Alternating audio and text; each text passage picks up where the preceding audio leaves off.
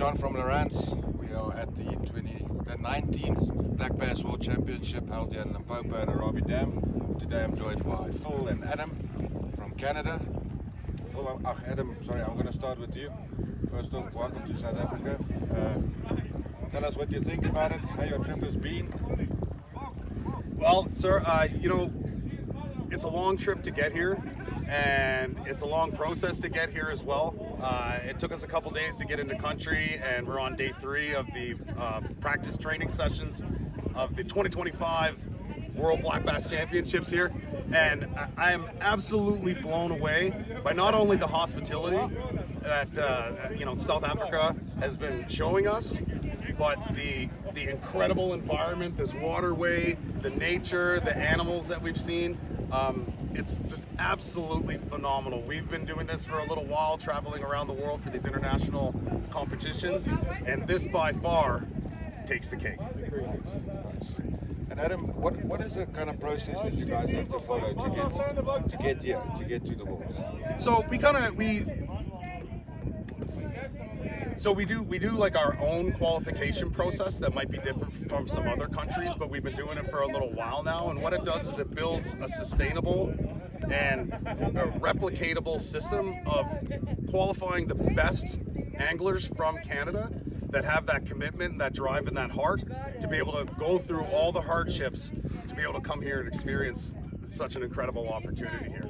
So to get to the Worlds through Canada Bass, or our governing organization, CISA, the Canadian International Sports Fishing Association, we have to fish a qualifier. And from that qualifier, the following year, we compete in the Pan American Black Bass Championships. And based on the standings within Team Canada, out of 8 teams, we select the top 3 teams to carry on to the Worlds for the next years. So once you get to here, it's been 2 full seasons with 3 full events to get to here. So it is a grueling and grinding process to get here. But let me tell you, once you get here and you feel this energy, you feel the international camaraderie between all these anglers that have so many different aspects of their lives, except for one thing, and that's fishing. Lovely stuff. And Phil, I believe you are a Lowrance user. Can you tell me what you run on the boat and give me one of your favorite features on the new systems? Okay, yeah, I've had Lowrance for a while now, 20 plus years lately.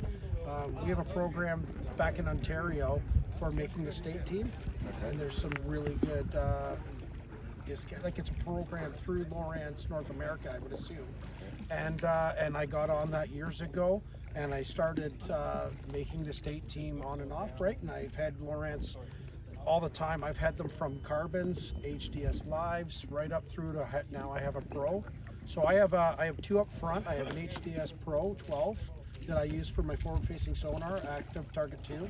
I have an HDS Live 9 that I use for just mapping and down sonar while I have my active target on. And at the dash, I have a 12 Live that I use for mapping while we're driving.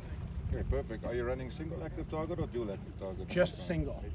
See, the dual active target is taking off quite drastically everywhere. Some of the guys, we have 5 guys in Canada that are pretty much running the elite circuit, right? Those are our top guys, and I've seen some of their boats with 5, 6 transducers. Oh, wow. Back in Ontario on, say, the St. Lawrence River that you guys might have seen, they're running 2 out the side, and people are just driving now. And we have some local companies that are making a mount for the side, so when the driver's driving in the boat, they can swivel right from the seat. You don't even have to get up now. And they're looking at the active target out to the right or to the left. A bit more advanced than us then, yeah? Scanning for big smallmouth, yeah, because we run on some of those big bodies like Lake Ontario, Lake Erie. You're covering miles and miles, and it's easy. You drive with on idle, it's a lot. You can cover a lot more territory than on the trolling motor, and then we kill our trolling motor, right? So it works great. So and the new 25.2 update. Oh, we just updated every single boat when we came. So that's awesome, and it's an improvement. It is a massive. It is much clearer, and the stitching is. Yes. You can't even see the beams anymore. So for us in Ontario, our water is very clear, and I was out just last week at a tournament on Lake Erie, and I could see a Nico rig with a 1/32 at 90 feet out. And I could watch it drop down. And we're even going into different aspects of fishing with it now. We have a big walleye population.